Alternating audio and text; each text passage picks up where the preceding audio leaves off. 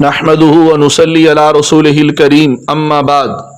अजीज साथियों, 14 अगस्त हमारी तारीख का वो यादगार दिन है जिस दिन के अंदर हम एक आज़ाद मुल्क की हैसियत से पाकिस्तान का क़याम अमल में आया। शायद नई नस्ल को मालूम ही नहीं कि इस आज़ादी के लिए मुसलमानान हिंद ने कितनी कुर्बानियाँ दी, कितने उलमा को जेल में डाला गया, कितने अहले हक को वतन से जिला वतन किया गया, कितने बहनों और बेटियों की इज्जत पामाल की गई, कितनी सुहागनों के सामने इनके सुहाग उचाड़ दिए गए और कितने शोरों के सामने इनकी बेवियों की इफ़्फ़त और असमत की धज्जियां उड़ा दी गई। आज़ादी का ये सफ़र अजीज साथियों की फूलों की सेज पर नहीं, कांटों की बाढ़ पर तय हुआ है।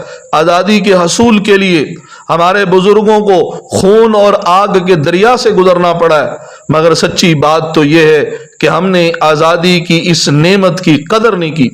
वैसे तो हम बड़े जोश और जज्बे के साथ हर साल 14 अगस्त को पूरे मुल्क को झंडों और झंडियों से भी सजा देते हैं।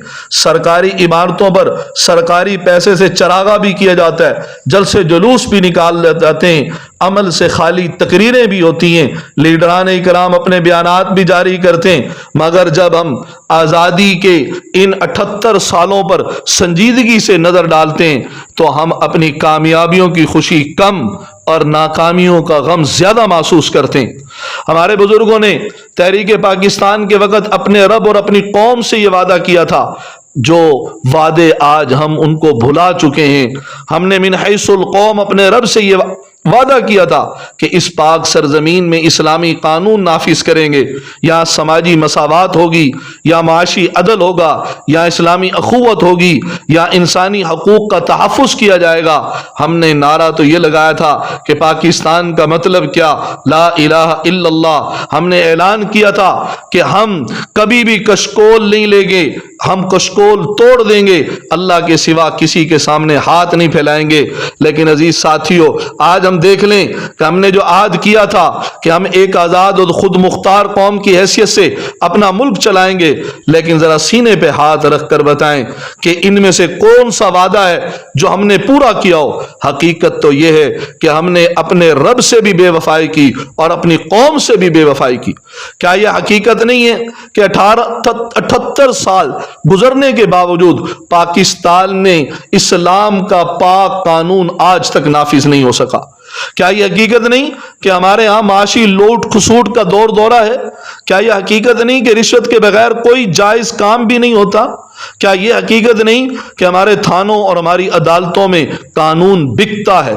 अरे ये तो छोड़ो, क्या इसको हकीकत को कोई झुठला सकता है कि हमारे यहाँ शरीफों को दबाया जाता है, रजीलों को ऊंची मसनदों पे बिठाया जाता है? क्या यह हकीकत नहीं है कि हमारे आला ऐवानों में मुअज्जिज मिंबरान की भेड़ बकरियों की तरह बाकायदा बोली लगती है? क्या यह हकीकत नहीं है कि आज हमारे अंदर से इज्तिमाइयत खत्म हो चुकी, हर शख्स अपनी जात के गम में मुब्तला है, हर शख्स का किबला अलग है, हर शख्स की जमात अलग है? क्या यह हकीकत नहीं कि हमने मजहब के नाम पर एक दूसरे का खून बेताराग बहाया है? क्या यह हकीकत नहीं है कि हम सारी दुनिया के सामने कशकोल लिए फिरते हैं, कभी इधर जा कभी उधर जा? क्या यह हकीकत नहीं कि मुल्की वसाइल पर चंद खानदानों का कब्जा है? मुझे ये बताओ, क्या यह हकीकत नहीं है कि हमारा सारा मीडिया आज नई नस्ल को क़याम पाकिस्तान के मकासद से दूर ले जाने में मसरूफ है? अरे मेरे भाइयों, अल्लाह से डरो। आज के इस दिन के अंदर हम अल्लाह से यह आहद करें कि हम मुल्क अजीज को इस्लाम के आला इक़दार का गहवारा बनाकर दम लेंगे। हम इस मुल्क से रिश्वत सतानी, अकरबा परवरी की हर सूरत को खत्म कर देंगे। हम ना तो खुद किसी बदउनवानी में मुलव्विस होंगे, ना किसी और को मुलव्विस होने देंगे।